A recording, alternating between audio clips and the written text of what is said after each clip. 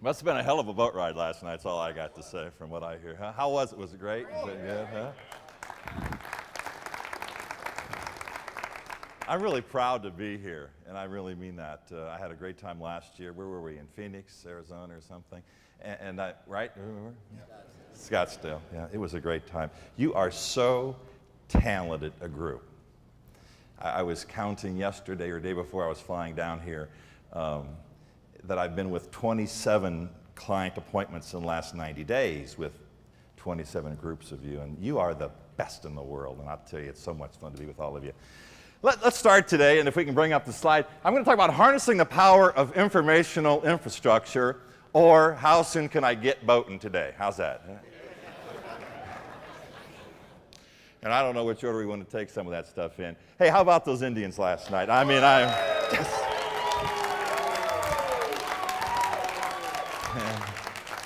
Man, you talk about perseverance, and after we get done talking about that, I'm going to give you a few minutes on the changing face of this automotive retailing thing. I mean, that's all I get, to do. New winners and losers, as I see, and the vision for transformation, and how can you take advantage? See, what I'd like to leave with, and I've been told I have 27 minutes, is how do you make more money next year than you did last year? Is that on the agenda, all right? Is that?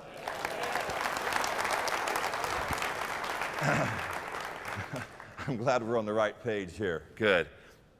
Just real quickly, what we know today is that dealers, to be competitive, they must use their information to get an edge over the competition. I mean, you know that. So they buy information systems, and we know good dealers buy great systems. We also know that they use those systems to run their businesses, the general offices, sales, service, and parts. We also know that dealers don't use it very well, right? I mean, about 40% or so. So as we move forward, that historical paradigm, as we view it, has got to change. Dealers who leverage information tools will gain a powerful advantage over those that don't. And as I see it, and as I work with all of you and travel around the country, I think our clients are going to gain that kind of advantage through your efforts. So, together, what are we going to do today? We're going to figure out how Reynolds can transform the automotive industry to giving them more solutions so they can sell more cars and they can make more money at the end of the day. Creating dealers who get it. Dealers who understand this whole thing's moving in a different direction. Dealers who want to change. They all don't want to. We're going to work with those that do more than those that don't. Dealers that are ready for change and are those that are frankly are able to change. What do you mean 30-foot thing on this clicker?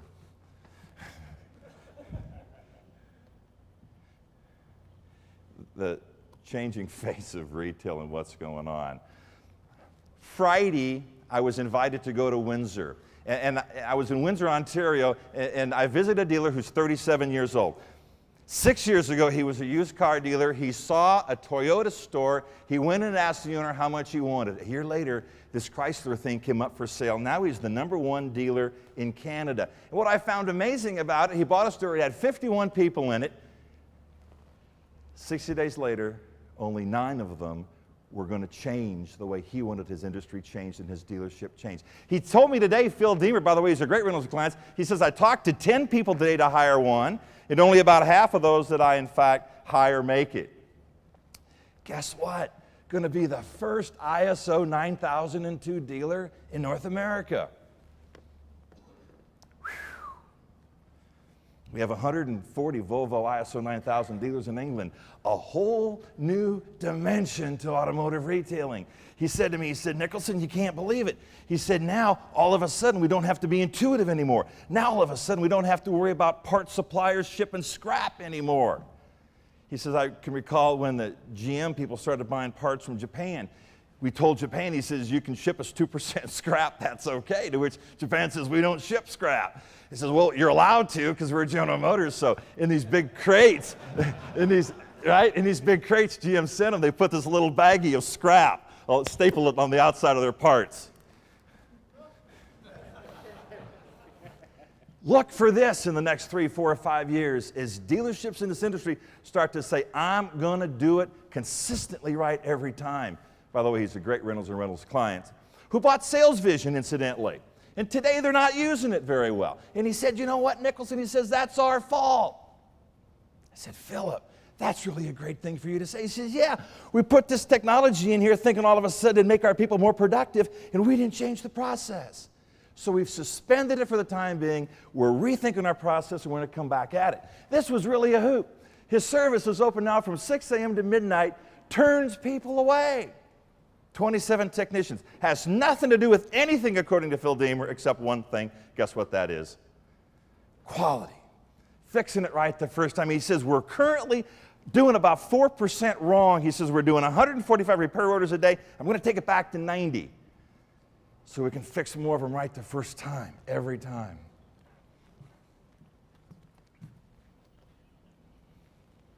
He wanted to put a body shop in. People says, Philip, 37 of them in Windsor, and they're slow. Today, his goes 16 hours a day, and he's turning work away. It's all about quality. What do we see in the future? You know this. Fewer dealers and natural consolidation, orchestrated consolidation, more public money, more mergers, more acquisitions, and dealers are going to be more powerful as we move ahead into the future. New entrants, Car Corporation of America.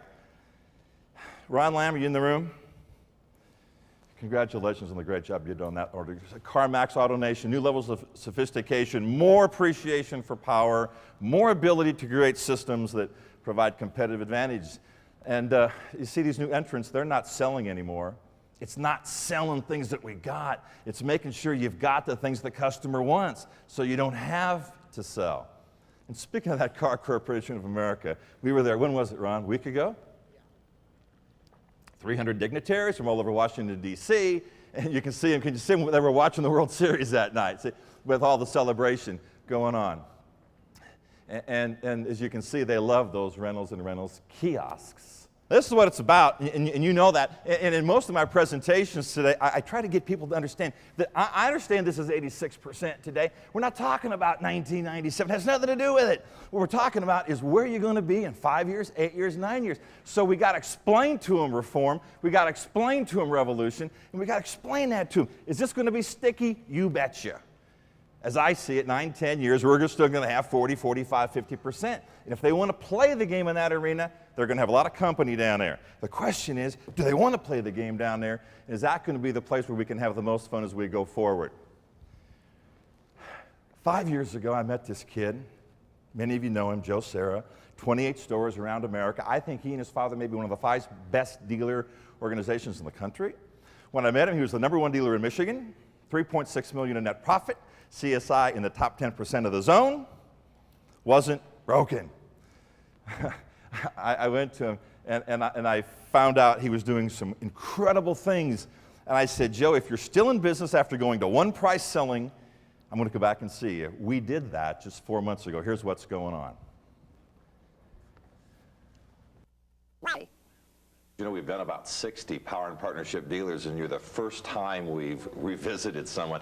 As I'm sure you recall back, was it 92? Yeah, 92. We came here, and at that time, you were the very first dealership that we had ever visited who was on a non-negotiating buying and shopping process. And we talked about coming back and seeing if you were still in business in 3 or 4 years. It looks like you are still in business. Yeah, we definitely are still in business. It's been a good 5 years, hasn't it? You know, things have worked out extremely well. Matter of fact, I think when you made that comment back in '92, we were wondering if we'd still be in business. Yeah. And well, the first we knew we had a rough were road. just a little rocky, weren't they? I mean, yeah, extremely rocky. Yeah. I think anytime you have change of that magnitude and that fresh into it. If you go back to '92, there wasn't a lot of dealers in that arena, and there wasn't a lot of places for me to go for help. So I think we probably experienced some headaches that if somebody was to try to do it today, they may be able to eliminate some of those hassles and headaches. We found out with one price selling that price doesn't always sell a vehicle.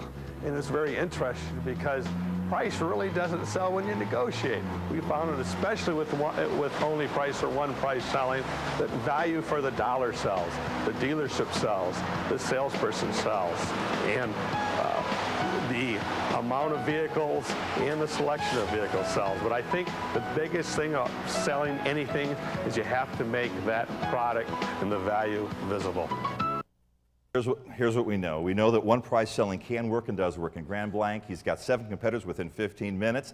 And in fact, his market share has gone from 27% to 31%. His profitability has gone from $3.6 million to $7.2 million last year. His service department is up 224%. Parts is up another 246%. And those things can work. And these videos, by the way, are available to your customers who would like to explore that kind of thing. You see, because as we go ahead, here's the problem. See, 10 years ago or 15 years ago, if this was the car and this was the consumer, they only had one way to get to it, right?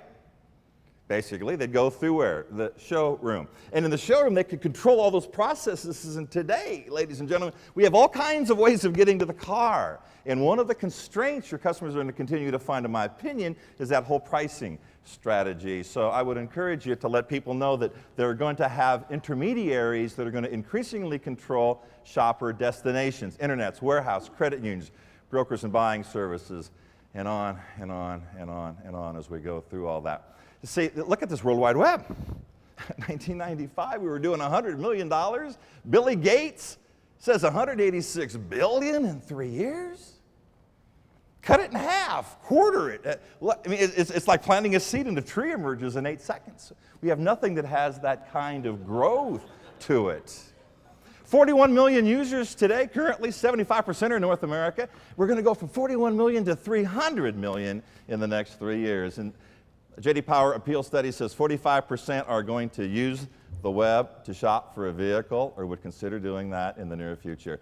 As you all know, we got CarPoint. We're moving on with that. Used cars, I understand, are now up, and that continues to go. Billy Gates, this is the year the internet is recognized as an integral part of world commerce and culture. The winners are going to be those who recognize that shift in paradigm, our dealers, us, on how we can transact business on that new exciting way of doing it. What about that QVC? Anybody watch Home Shopping Network? Mr. Milford. Thanks, Mike. Of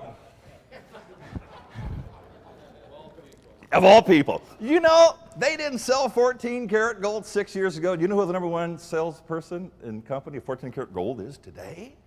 QVC. They got 5 million plus users. They got 500,000, Mike, that buy more than 50 things a year. Go home, see the UPS truck in front with Home Shopping Club. On the outside. Interestingly, with all the cubic zirconium and all of the gold, they say the success of our $2 billion enterprise isn't the product so much. You know what the key to their success is? The personality of the host. Being able to gain the trust with a person that this cubic zirconium, this gold is okay for you to buy. Is there any correlation between that success and the success of you and our customers? Is there any correlation between that and the success of the salesperson today and the customer? You see, to me, that's such a compelling reason to think about using client management things like sales vision. I was in Memphis 2 weeks ago. Who was I with in Memphis? Were you in the room in Memphis? And we were at a dealership, and he was really, talking about how proud he was, and we were trying to find ways of which we could expose him to drive more product into his thing, if that was the thing to do. And he was so proud of his salespeople, and I said, by the way, how many are they selling? By the way, Joe Serra's store, he had 30 salespeople there 5 years ago. When I just went back, 22 of the 30 were still there. 23 sales a month on the average. Income, $74,600 a year. And of the 8 that have left, 3 became managers, 2 had spouses that got transferred. So in Memphis, we got talking about it. He was so proud of his salespeople, and come to find out that his salespeople were averaging 7 cars a month per person. And we found an opportunity. And we talked to him about, would you like us to fix that? Tent goes in, technology, driving in. So congratulations on that big sale that's imminent, right? And 70% currently repurchase with all that. It has to be real time. It has to be fun. And that's why they're a $2 billion business today. McDonald's and Taco Bell, Boston area. Maybe you've seen it up there. They got lines. They got two lines with humans and two lines with kiosks. Consumers are going down the kiosk line just as well as they're going down the human line. All ages are using it. Exit entry saying, hey, we like this is pretty good. But unexpectedly, the people in the kiosk line are spending 16% more per order. Now, in McDonald's, that's 16% is a big deal, right? I mean, that's a huge deal. More than 5 seats per airplane. That airplane deal, isn't that such a hoot? I'm from Minneapolis to Anchorage, Alaska on Northwest here about 3 weeks ago. And my client, I fly a lot, so I got to sit up front for nothing. And I'm sitting there, and we're chatting about, these big monitors there. And the lady said, well, we won't have any movies on this 5-hour and 40-minute flight. I said, no, that's interesting. So we got chatting about it. Why wouldn't you have a movie? Well, I mean, why, well, right? The weight of the tape? Probably not, So I got thinking about it. So it's about 3 hours into this 5-hour flight, and I'm up front, and I'm chatting. I said, the first flight, I said, boy, it's really interesting. You don't have any movies on this flight? She says, yeah. She says, it's really embarrassing. All I do is I apologize for our airline. I go, yeah, I know what you mean. I says, I flew you last week from Cleveland to Memphis, 2 hours in the morning, 7 to 9. Now, wouldn't you assume they'd serve breakfast? And again, I fly a lot. They let me sit up front, and they give me peanuts at 7 to 9. Worse than that, I write the CEO. By the way, anytime you write an airline, CC J. David Power.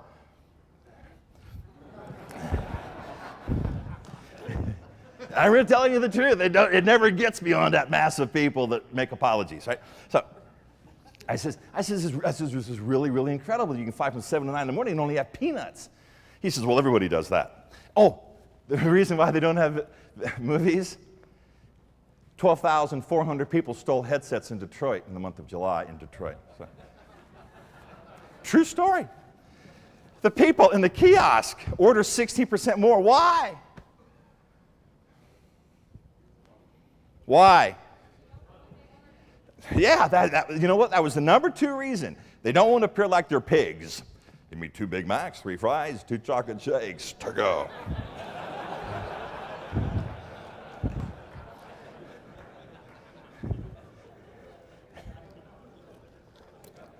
Number one reason why that order was up is that people go into McDonald's, they know they've got $5. You know what the kiosk allows them to do? Never thought about that. Allows them to subtotal right up to $4.96 if they choose to, as opposed to $5.17, oh, take back a cheeseburger, right? I mean,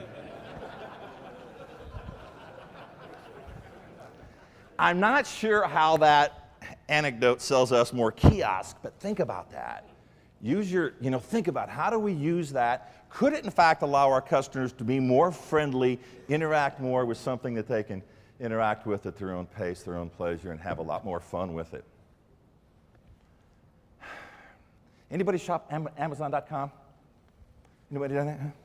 You go to a mall bookstore, you get 25,000 titles. You go to a big box, Borders, you get 170,000 titles. Amazon, 2.5 million titles.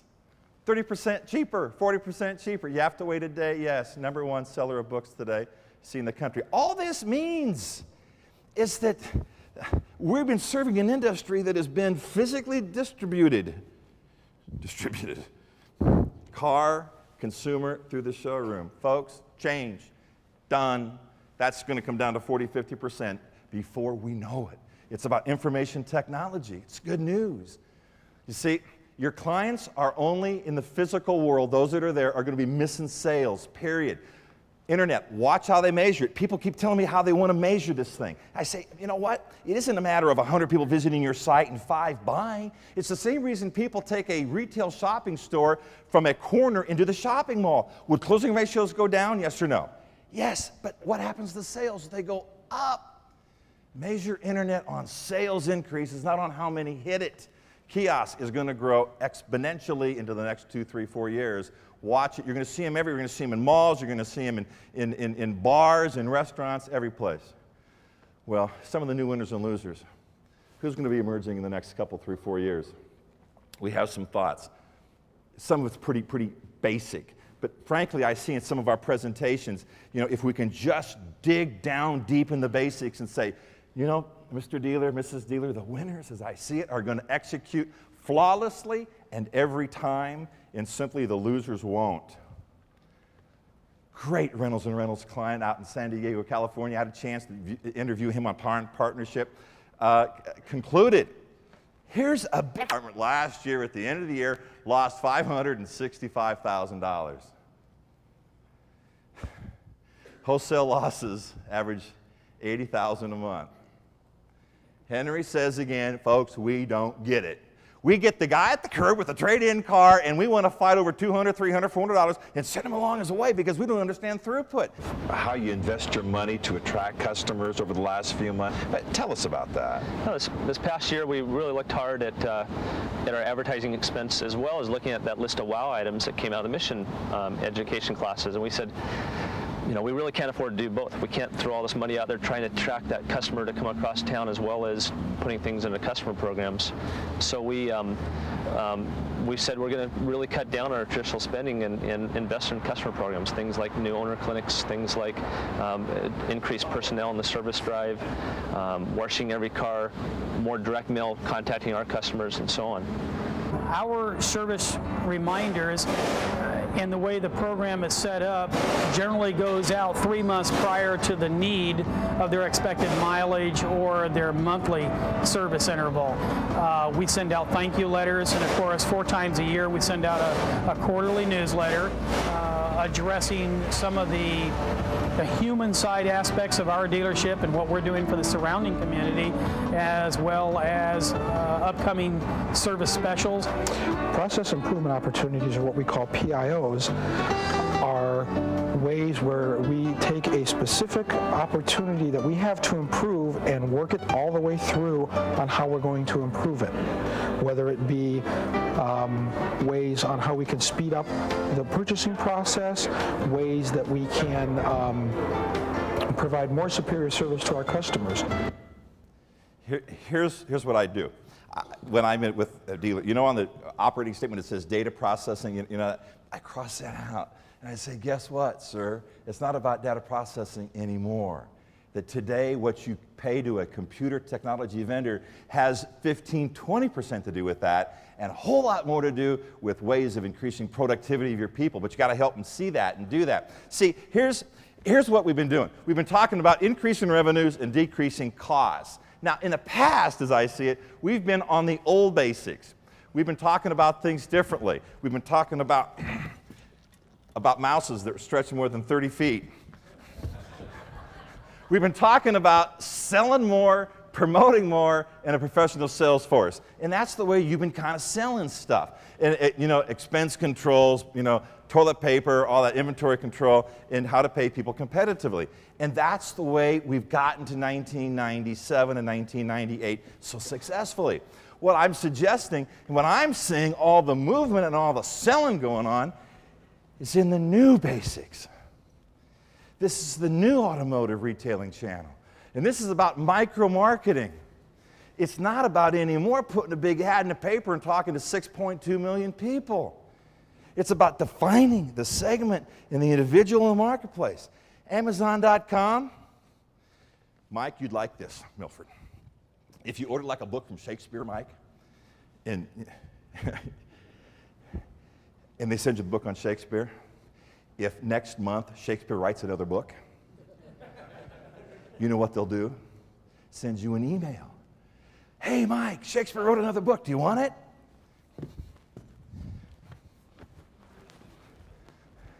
Micro-marketing, relationship building. It's about trust. It's about repetitiveness. It's about tenure of salespeople. It's about brand power. It's about taking the brand and relationship power, and it's about process re-engineering. It's about thinking about all this kind of stuff differently. Remember last year we had on our panel in Scottsdale, one of my real favorites. I just saw him down in Nashville. Folks, he's still #1 for Chevrolet. Still #1 for Nissan across the country. Service department last year made $8.7 million. Fixed absorption 5 years ago was 56%. Today it's 87%. We have to help, in my opinion, our dealers understand it's the throughput value of that customer. It has nothing to do with profit in used or profit in new. It's like Bill Atkinson up in Mississauga. I just did a show on him, was there last week on Pulset. Bill's created a department. He says these departments aren't going to manage the relationship with the customer effectively. He's got 3 full-time people on relationship marketing. Let's get a quick update here from Henry, and the customer still gets what they want out there even if they're dead wrong. Let's roll Henry if you would, please. marketing and conquest of the customers. You've got some interesting and again, quite unusual thoughts. You don't spend as much on marketing or advertising as the average store. It's less than $100 a car. How do you drive so much business when you don't spend nearly as much money as most? Well, it was like we talked about in the first Power and Partnership. That repeat business is extremely important. You have to have that customer coming back. In fact, it's interesting that out of the 9 Chevrolet dealers in Phoenix, we have almost 30% of the market, and we spend the least on advertising. But it's because we really focus on bringing that customer back to our dealership, making sure he's had a great experience. The advertising is not keyed to a big budget, but it's keyed to the salespeople individually. 100% of my advertising is reimbursed by the dealership. I utilize that money in one facet to sponsor a Corvette club, send out flyers, mailers, advertising and coupon clippers and that sort of thing. But each salesperson has a different avenue that they approach in their advertising scheme, and that is reimbursed by the dealership depending on the number of automobiles you sell in a given month. If I had a dealer that was spending 14% of my variable gross or 13%, I would chat about that. And I would talk about Henry Brown's in Mesa, Arizona, who dominates Phoenix. The average dealer spends $285 a new car. The most spends $470. Henry spends $88. Market share keeps going up. Made $12.2 million last year. And talk about the power of putting technology with the people to build relationships. Just have somebody in your F&I office, Mr. Dealer. Ask people, what motivated you to buy the car from us? How much of it was advertising? 16%? 17%? How about if we put some of that waste dollar into productive dollars, into sales visions, into kiosks, into internets? Here's a hoot. Warren, Michigan. This is where Dr. John, by the way, spent 3 days a week for 2.5 years at Jerome Duncan Ford. There are 37 Ford dealers in Detroit. They sell 5,000 Fords a year. Ad budget? 0. Spent $4 million on a showroom and facility. See, these signs change. These trucks have hay bales, they have boats, they have ski bobs attached to the back. It's not about the cars as a piece of transportation. It's about the car enjoying a lifestyle for people. Here's their delivery area. Can you see the big signs and the big stuff? If you're ever in Detroit, stop and see them. See, it's about people building relationships, doing things really special for people. One of the last I'll show you here today is in Orlando, Florida. Here's a guy, World Chevrolet. They had a CarMax open up right across the street from them, and they were an organization, Don Mealy owns them. They weren't trading cars between Chevrolet stores that they all own. And Clarence Kearse volunteered to be a Ross pilot dealer, and let's just get the impact of what processes can bring to a dealership. If you'd roll that tape, please.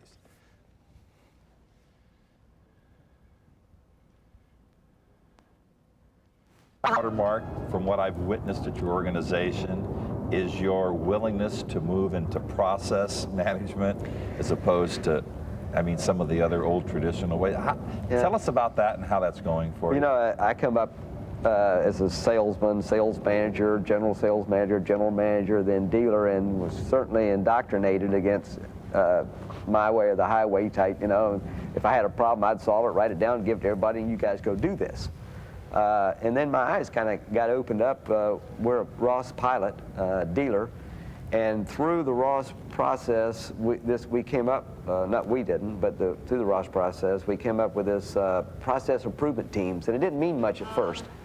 And then we started really looking at it, and we did our first process improvement team, was where we actually take a group of employees, cross-section of employees, and we come up with what's called a process team that needs a process that needs something corrected. And we just turn it over to a team of employees. They come up with the entire process, write procedures, policies, the whole thing, implement it. We have a celebration party when it's all over. Works like a charm. I can't tell you how much has changed our business. We're no longer a dictatorship. We're truly a democracy. I'm the president of the company, but I don't really make a lot of decisions on how to correct things. I just come up and say, guys, we got a problem. How do you think we ought to handle it? And turn it over to the employees.